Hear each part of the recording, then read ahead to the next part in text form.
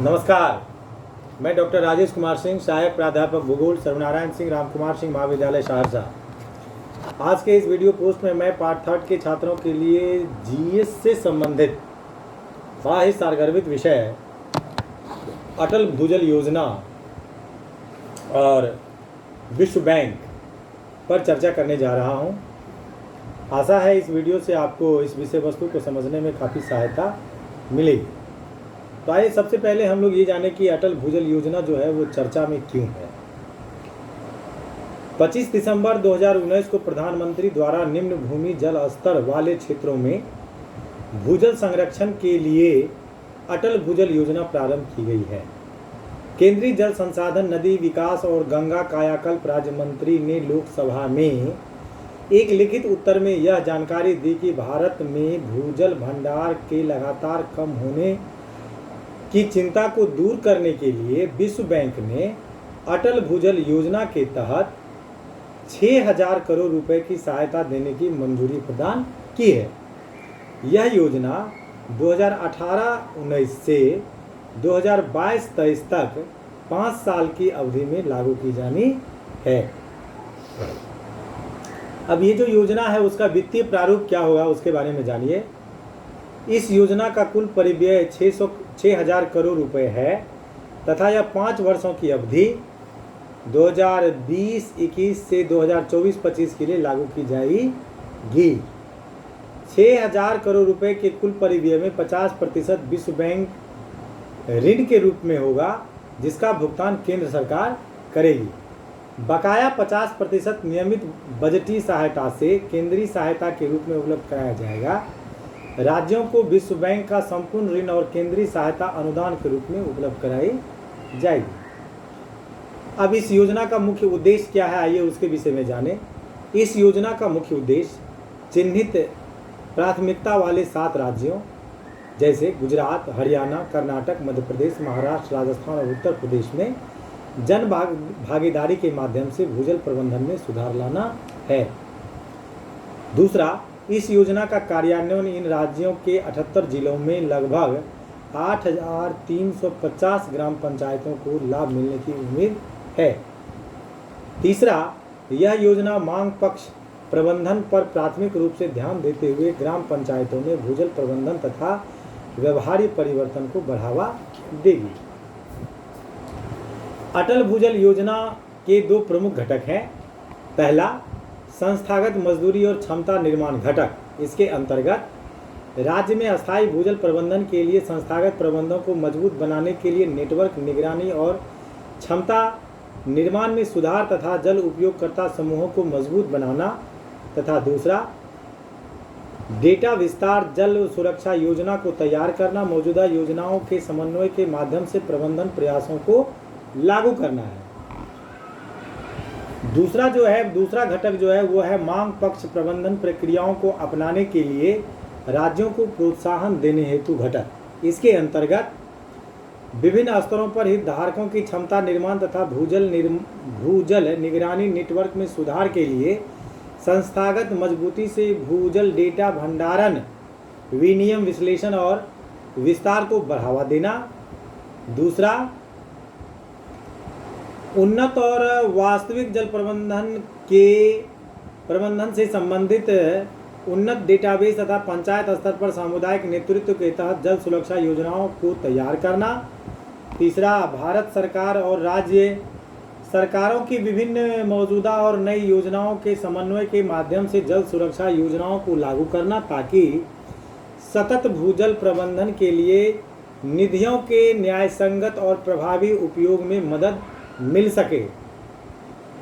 तथा चौथा, सूक्ष्म सिंचाई, फसल विविधता, विद्युत फीडर, विलगन आदि जैसे मांग पक्ष के उपायों पर ध्यान देते हुए उपलब्ध भूजल संसाधनों का उचित उपयोग करना। अब जो है सो अटल भूजल योजना का क्या प्रभाव पड़ेगा इसके बारे में हम आपको बताने जा रहे हैं। पहला प्रभाव है स्थानीय समुदायों की सक्रिय भागीदारी से परियोजना क्षेत्र में जल जीवन मिशन के लिए संसाधनों की निरंतरता। दूसरा, किसानों की आय दोगुनी करने के लक्ष्य में योगदान मिलेगा। तीसरा, भागीदारी भूजल प्रबंधन को बढ़ावा मिलेगा। चौथा, बड़े पैमाने पर परिष्कृत जल उपयोग, निपुणता और उन्नत फसल पद्धति को बढ़ावा मिलेगा। तथा पांचवा, भूजल संसाधनों के निपुण और समान उपयोग तथा समुदाय स्तर पर व्यवहार परिवर्तन को बढ़ावा मिलेगा। अब जो है सो भूजल योजना जो है, अटल भूजल योजना, उसकी क्या पृष्ठभूमि है, इसके बारे में मैं आपको बताने जा रहा हूँ। भूजल देश के कुल सिंचित क्षेत्र के लगभग 65% और ग्रामीण पेयजल आपूर्ति के लगभग 85% योगदान देता है। बढ़ती जनसंख्या, शहरीकरण और औद्योगिकरण की बढ़ती मांग के कारण देश के सीमित भूजल संसाधन खतरे में है। अधिकांश क्षेत्रों में व्यापक और अनियंत्रित भूजल दोहन से इसके स्तर में तेजी से और व्यापक रूप से कमी होने के साथ साथ भूजल पृथक्करण ढांचों की निरंतरता में गिरावट आई है। देश के कुछ भागों में भूजल की उपलब्धता में गिरावट की समस्या को भूजल की गुणवत्ता में कमी ने और बढ़ा दिया है। अधिक दोहन, अपमिश्रण और इससे जुड़े पर्यावरणीय प्रभाव के कारण भूजल पर पड़ते दबाव के कारण राष्ट्रीय खाद्य सुरक्षा खतरे में पहुंच गई है। इसके लिए आवश्यक सुधारात्मक उपचारात्मक प्रयास प्राथमिकता के आधार पर किए जाने की जरूरत है। जल संसाधन मंत्रालय ने जल संसाधन, नदी विकास और गंगा संरक्षण विभाग ने अटल भूजल योजना के माध्यम से देश में भूजल संसाधनों की दीर्घकालीन निरंतरता सुनिश्चित करने के लिए एक अग्रणी पहल की है। इसमें विभिन्न भू आकृतिक, जलवायु संबंधी, जल भूवैज्ञानिक और सांस्कृतिक स्थिति के पहलुओं का प्रतिनिधित्व करने वाले 7 राज्यों में पहचान किए गए भूजल की कमी वाले प्रखंडों में टॉप डाउन और बॉटम अप का मिश्रण अपनाया गया है।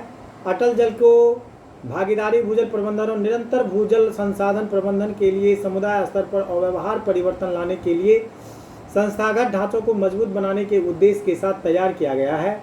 इस योजना में जागरूकता कार्यक्रमों, क्षमता निर्माण, मौजूदा और नई योजनाओं के समन्वय तथा उन्नत कृषि प्रक्रियाओं सहित विभिन्न उपायों के माध्यम से इन उद्देश्यों को प्राप्त करने की कल्पना की गई है। अटल भूजल योजना के तहत प्राथमिकता वाले क्षेत्र जो हैं उसमें पहला है, इस योजना के तहत पहचान किए गए प्राथमिकता वाले क्षेत्रों में गुजरात, हरियाणा, कर्नाटक, मध्य प्रदेश, महाराष्ट्र, राजस्थान और उत्तर प्रदेश शामिल है। ये राज्य भारत के कुल भूजल दोहन के संदर्भ में 25% प्रतिनिधित्व करते हैं, जहां अत्यधिक दोहन वाले, अत्यधिक जोखिम और कम जोखिम वाले ब्लॉक हैं।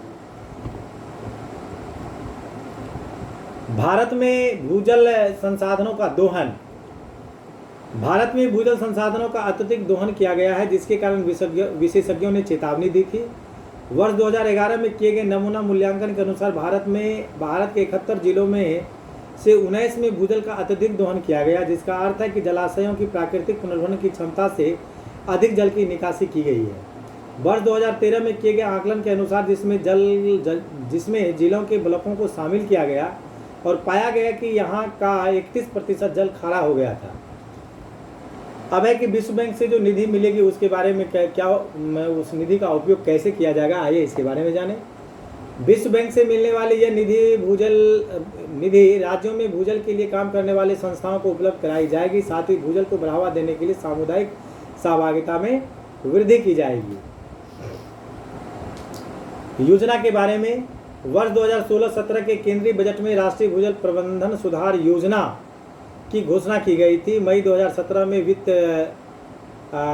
वित्त समिति द्वारा इस योजना को बंद कर दिया गया था, लेकिन बाद में इस योजना को अटल भूजल योजना के रूप में पुनः नामकरण कर फिर से शुरू किया गया। इस योजना का क्रियान्वयन जल संसाधन, नदी विकास और गंगा संरक्षण मंत्रालय द्वारा किया जा रहा है। अटल भूजल योजना का उद्देश्य सामुदायिक भागीदारी के माध्यम से प्राथमिकता वाले भू क्षेत्रों में भू प्रबंधन में सुधार करना है। इस योजना में विश्व बैंक और केंद्र सरकार की हिस्सेदारी 50-50% की है। यह योजना गुजरात, महाराष्ट्र, हरियाणा, कर्नाटक, राजस्थान, उत्तर प्रदेश और मध्य प्रदेश में जल की कमी वाले क्षेत्रों हेतु प्रस्तावित है। इस योजना के अंतर्गत प्रदेशों के 78 जिलों, 193 ब्लॉकों और 8,350 ग्राम पंचायतों को शामिल किया गया है। केंद्रीय भूजल बोर्ड की विगत वर्ष की रिपोर्ट के अनुसार देश में 6,584 भूजल ब्लॉकों में से 1,034 ब्लॉकों का अत्यधिक उपयोग हुआ है। सामान्यतः इन्हें डार्क जोन, जिसे हम पानी के संकट की स्थिति कहा जाता है। आइए अब हम आपको विश्व बैंक के बारे में कुछ बतावें। विश्व बैंक और अंतर्राष्ट्रीय मुद्रा कोष की स्थापना वर्ष 1944 में अमेरिका के ब्रेटन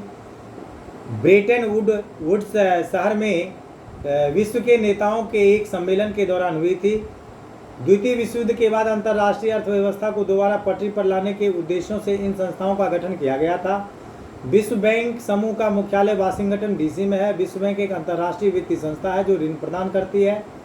विश्व बैंक संयुक्त राष्ट्र की विशिष्ट संस्था है। इसका मुख्य उद्देश्य संयुक्त राष्ट्र को पुनः निर्माण और विकास के कार्यों में आर्थिक सहायता देना है।